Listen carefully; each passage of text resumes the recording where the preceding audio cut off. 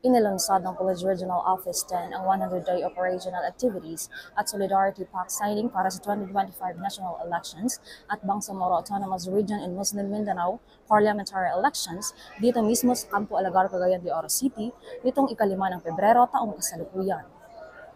With hopeful and concerned hearts for our cherished Region 10.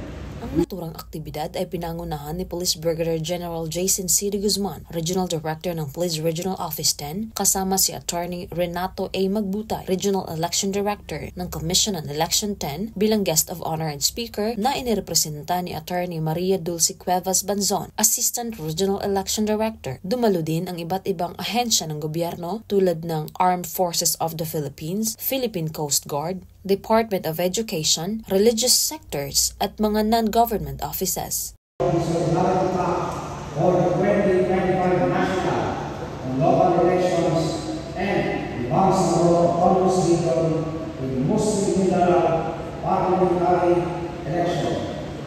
We are affirming our commitment to upholding the rule of law, peace, security, and electoral integrity.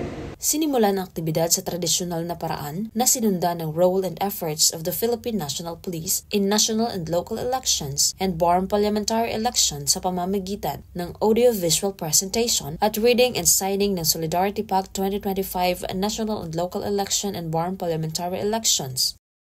Credible, peaceful, and organized. As I was looking at the video earlier, I think the peaceful and organized part is already covered by the PNP and the AFP.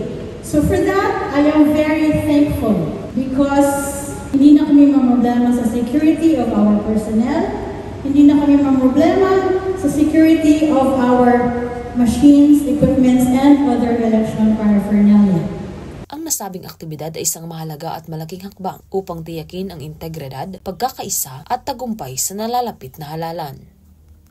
Mula dito sa Northern Mindanao, ako ang inyong Police News Network Correspondent, Patrolwoman Risa Sahonia, alagad ng batas, tagataguyod ng Balitang Pulis.